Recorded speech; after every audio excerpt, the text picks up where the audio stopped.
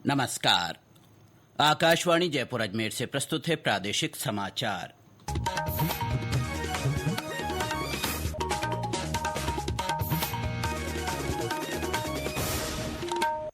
मुख्य समाचार। स्वस्थ जीवन शैली को बढ़ावा देने के लिए नई दिल्ली में आज से फिट इंडिया कार्निवल की शुरुआत। राष्ट्रीय टीकाकरण दिवस आज। टीकाकरण के बारे में जागरूकता फैलाने और टीकों से जुड़ी भ्रांतियां दूर करने के लिए विभिन्न जागरूकता कार्यक्रम। राइजिंग राजस्थान निवेश सम्मेलन के तहत एमओयू करने वाले निवेशकों को रीको की ओर से चिन्हित औद्योगिक क्षेत्रों में भूखंड दिए जाएंगे। और सहकारिता राज्य मंत्री गौतम कुमार दत्त ने कहा, भूमि विकास बैंकों के अवधि पार ऋणों की वसूली के लिए एक मुश्त योजना से 36,000 से ज्यादा किसानों को फायदा मिलेगा।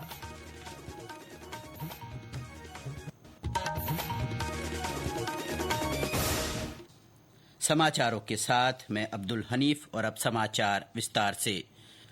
फिट इंडिया कार्निवल की आज से नई दिल्ली में शुरुआत हो रही है। ये आयोजन पहली बार किया गया है। केंद्रीय युवा कार्य और खेल मंत्री डॉ मनसुख मांडविया जवाहरलाल नेहरू स्टेडियम में इसका उद्घाटन करेंगे। 3 दिन चलने वाले इस फिटनेस और वेलनेस उत्सव के जरिए स्वस्थ और सक्रिय जीवन शैली और मोटापा युक्त राष्ट्र को प्रोत्साहन देना है। इस दौरान रस्सा कूद, क्रिकेट, बॉलिंग और साइकिलिंग तथा पंजा लड़ाना सहित अन्य खेलों का आयोजन होगा। इस कार्यक्रम में 20 मार्च से होने वाले खेलो इंडिया पैरा गेम्स के शुभंकर, लोगो और गीत भी जारी किए जाएंगे। भारतीय खेल प्राधिकरण के राष्ट्रीय विज्ञान और अनुसंधान केंद्र के डॉक्टर, पोषण विशेषज्ञ और मनोवैज्ञानिक भी इस दौरान कार्यक्रम में मौजूद रहेंगे। ये कार्निवल में आने वाले लोगों को निःशुल्क परामर्श देंगे। प्रधानमंत्री नरेंद्र मोदी ने लेक्स फ्रिडमैन के साथ आज प्रसारित होने वाले अपने पॉडकास्ट को सुनने का लोगों से अनुरोध किया है। प्रधानमंत्री ने सोशल मीडिया पोस्ट में कहा है कि श्री फ्रिडमैन के साथ उनकी ये बहुत अच्छी बातचीत हुई है। इसमें श्री मोदी के बचपन, हिमालय में बिताए गए समय और सार्वजनिक जीवन सहित कई अन्य मुद्दों पर चर्चा की गई है। श्री फ्रिडमैन ने कहा कि उन्होंने 3 घंटे तक प्रधानमंत्री मोदी के साथ बातचीत की। फ्रिडमैन ने सोशल मीडिया पोस्ट में कहा कि यह उनके जीवन का सबसे प्रभावशाली वार्तालाप रहा। आज राष्ट्रीय टीकाकरण दिवस है। 1995 से हर साल 16 मार्च को यह दिन मनाया जाता है। इसे राष्ट्रीय प्रतिरक्षण दिवस के नाम से भी जाना जाता है। टीकाकरण से हमारे शरीर की प्रतिरक्षा प्रणाली मजबूत होती है। टीकाकरण बीमारियों की रोकथाम और उन्मूलन के सबसे प्रभावी और किफायती कार्यक्रमों में से एक है। ये दिन शोधकर्ताओं, वैज्ञानिकों और स्वास्थ्यकर्मियों का आभार व्यक्त करने के साथ ही टीकों से जुड़ी भ्रांतियां और गलत धारणाओं को दूर करने के लिए जागरूक करता है। सवाई माधोपुर से हमारे संवाददाता ने बताया कि टीकाकरण दिवस पर संक्रामक रोगों से बचाव और स्वास्थ्य रक्षा के लिए टीकों की भूमिका के बारे में लोगों को बताया जा रहा है। संक्रामक रोगों से बचाव और लोगों में स्वास्थ्य की रक्षा में टीकों की महत्वपूर्ण भूमिका के बारे में जागरूकता बढ़ाने के उद्देश्य से जिले में भी यूनिवर्सल टीकाकरण कार्यक्रम यूपीआई आयोजित किया जा रहा है। इसके अंतर्गत TB, hepatitis B, polio, diphtheria, काली खांसी, टिटनेस, खसरा, रूबेला, रोटावायरस, न्यूमोकॉल रोगों की रोकथाम के लिए समय समय पर टीकाकरण किया जा रहा है। गर्भवती महिलाओं, नवजात शिशुओं सहित प्रत्येक बच्चे का टीकाकरण सुनिश्चित करने के लिए अग्रिम पंक्ति के स्वास्थ्य कार्यकर्ता कड़ी मेहनत कर रहे हैं। जिले में फरवरी माह तक टिटनेस टीकाकरण के लक्ष्य का 82%, बीसीजी में 91% तथा मीजल्स में 87% उपलब्धियां हासिल की जा चुकी हैं। इसके अलावा टीकाकरण करते ही यूविन ऐप पर आंकड़े भी दर्ज किए जा रहे हैं। सतीश वर्मा, आकाशवाणी समाचार, सवाई माधोपुर। राजीविका योजना सरहदी जिले जैसलमेर की महिलाओं को आत्मनिर्भर बना रही है। ग्रामीण क्षेत्र की महिलाएं स्वयं सहायता समूहों से जुड़कर स्वावलंबन की राह पर बढ़ रही है।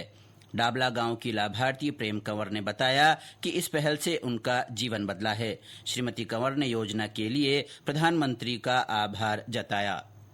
नमस्ते, मेरा नाम प्रेम कंवर है। गांव मेरा डाबला है। राजपूत समाज से हूँ। राजीविका में जुड़ने से सब पता चला है क्या क्या योजना है, क्या क्या लाभ मिल रहा है। हम आप बाजरे का बिस्कुट बनाते हैं, गाँव में बना के महिलाओं सब मिल के बनाते हैं समूह से। सब महिलाओं को रोजगार मिल रहा है, बहुत आमदनी हुई है हमको। ये समाचार आकाशवाणी जयपुर अजमेर से प्रसारित किए जा रहे हैं। राइजिंग राजस्थान निवेश सम्मेलन के तहत एमओयू होल्डर्स को रीको की ओर से चिन्हित औद्योगिक क्षेत्रों में भूखंड दिए जाएंगे। सरकार ने निवेशकों के लिए आरक्षित मूल्य पर औद्योगिक भूखंडों के प्रत्यक्ष आवंटन की योजना जारी की है। राज्य सरकार के साथ एमओयू कर चुके उद्यमी इस योजना में आवेदन कर सकते हैं। योजना में 98 औद्योगिक क्षेत्रों में लगभग 6,936 भूखंड आवंटन के लिए उपलब्ध हैं। ऑनलाइन आवेदन की आखिरी तारीख 28 मार्च है और 3 अप्रैल को इसके लिए लॉटरी निकाला जाना प्रस्तावित है। गौरतलब है कि राइजिंग राजस्थान में निवेश किए गए निवेश करारों को धरातल पर उतारने के लिए प्रत्यक्ष भूखंड आवंटन योजना लाई गई है। राज्य सरकार भूमि विकास बैंकों के अवधि पार ऋणों की वसूली के लिए एकमुश्त योजना लाने जा रही है। सहकारिता राज्य मंत्री गौतम कुमार दत्त ने कहा कि इससे किसानों और लघु उद्यमियों को राहत मिलेगी। साथ ही भूमि विकास बैंकों के लिए भी ये कदम फायदेमंद साबित होगा। सहकारिता मंत्री ने बताया कि पिछले कुछ वर्षों में कई प्राकृतिक आपदाओं के कारण ऋणी किसानों ने बैंक किश्तें नहीं चुकाई। ऐसे में भूमि विकास बैंकों के अवधि पार ऋण की राशि करीब 760 करोड़ रुपए हो गई है। मुख्यमंत्री भजनलाल शर्मा ने हाल ही में विधानसभा में वित्त और विनियोग विधेयक पर चर्चा के दौरान ये घोषणा की थी। इसके लिए 200 करोड़ रुपए खर्च करना प्रस्तावित किया गया है, जिससे भूमि विकास बैंकों के ऋण वसूली आसान होगी और उनकी आर्थिक स्थिति बेहतर हो सकेगी। सहकारिता मंत्री ने बताया कि घोषणा के तहत पिछले साल 1 जुलाई को अवधि पार हो चुके ऋण की मूलधन की 100% राशि जमा कराने पर ब्याज में 100% राहत दी जाएगी। मुख्यमंत्री की इस घोषणा से प्रदेश के भूमि विकास बैंकों से जुड़े 36,351 अवधि पार ऋणी सदस्यों को लाभ मिलेगा। प्रदेश में ग्राम पंचायत स्तर पर सार्वजनिक पुस्तकालय खोले जाएंगे। शिक्षा विभाग के शासन सचिव कृष्ण कुमार ने कल जयपुर में हुई राज्य पुस्तकालय समिति की बैठक में ये जानकारी दी। उन्होंने बताया कि ये पुस्तकालय कोलकाता के एक निजी संस्थान के सहयोग से शुरू किए जाएंगे। इस योजना के तहत पहले चरण में भरतपुर और जोधपुर जिले में 50-50 सार्वजनिक ग्राम पुस्तकालय खोले जाएंगे। ये पुस्तकालय ग्राम पंचायत मुख्यालय के भवन में शुरू होंगे। इससे विद्यार्थियों के लिए कंप्यूटर सुविधा उपलब्ध रहेगी, साथ ही करियर गाइडेंस भी मिलेगी। योजना के अगले चरण में राज्य के सभी जिलों में ग्राम पंचायत स्तर पर पुस्तकालय खोले जाएंगे। केंद्रीय मंत्री गजेंद्र सिंह शेखावत आज जोधपुर और फलोदी की जिला विकास समन्वय और निगरानी समिति दिशा की बैठक लेंगे। ये बैठक मारवाड़ इंटरनेशनल सेंटर में होगी। जिला कलेक्टर गौरव अग्रवाल ने ये जानकारी दी। उन्होंने बताया कि सांसद श्री शेखावत जोधपुर और फलोदी क्षेत्र के विभिन्न विकास कार्यों की समीक्षा करेंगे। प्रदेश कांग्रेस कार्य समिति की आज जयपुर में बैठक होगी। कांग्रेस अध्यक्ष गोविंद सिंह डोटासरा की अध्यक्षता में होने वाली बैठक में संगठनात्मक और समसामयिक मुद्दों पर चर्चा की जाएगी। पार्टी के महासचिव और मीडिया प्रभारी स्वर्णिम चतुर्वेदी ने बताया कि बैठक में प्रदेश प्रभारी सुखजिंदर सिंह रंधावा, नेता प्रतिपक्ष टीकाराम जूली और पूर्व मुख्यमंत्री अशोक गहलोत सहित विभिन्न पदाधिकारी और विधायक भाग लेंगे। फलोदी में पहली बार कुर्जा महोत्सव का आयोजन किया जा रहा है। खींचन गांव में होने वाले इस उत्सव में आने वाले लोग कुर्जा पक्षियों को देख सकेंगे, साथ ही हवेलियों और तालाबों का भ्रमण कर सकेंगे। हमारे संवाददाता ने बताया कि इस दौरान लोक कलाकारों की प्रस्तुतियां भी होगी। कुर्जा नगरी के नाम से विख्यात फलोदी जिले के खिचन ग्राम में कल प्रथम बार कुर्जा महोत्सव का आयोजन किया जा रहा है। फलोदी जिला कलेक्टर हरजीलाल अटल ने बताया कि पर्यटन विभाग, जिला प्रशासन व जिला उद्योग केंद्र फलोदी की ओर से आयोजित हो रहे इस महोत्सव में दृश्यावलोकन, स्थानीय हस्तशिल्प उत्पादों व विभिन्न सांस्कृतिक कार्यक्रमों से इस कार्यक्रम की शुरुआत की जाएगी। इस आयोजन में तालाब भ्रमण, सांस्कृतिक कार्यक्रम, रावण हत्था, पतंग वादन, मस्क नृत्य जैसे कार्यक्रम का आयोजन किया जाएगा। प्रतापराम, आकाशवाणी समाचार, फलोदी। पश्चिमी विक्षोभ के असर से आज भरतपुर और जयपुर संभाग में कहीं कहीं हल्की बारिश के आसार हैं। शेष स्थानों पर मौसम शुष्क रहने की संभावना है। अगले 2 दिनों में दिन के तापमान में 2 से 3 डिग्री सेल्सियस की गिरावट हो सकती है।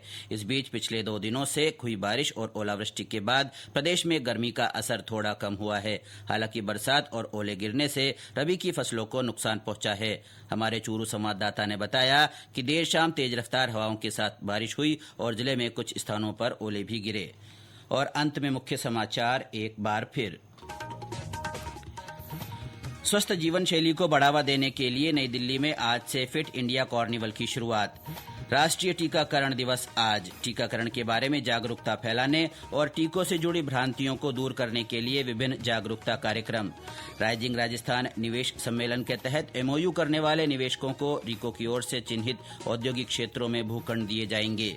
और सहकारिता राज्य मंत्री गौतम कुमार दक ने कहा, भूमि विकास बैंकों के अवधि पार ऋणों की वसूली के लिए एक मुश्त समझौता योजना से 36,000 से ज्यादा किसानों को फायदा मिलेगा। इसके साथ ही प्रादेशिक समाचार बुलेटिन समाप्त हुआ। हमारा अगला बुलेटिन दोपहर 1 बजे प्रसारित होगा। नमस्कार।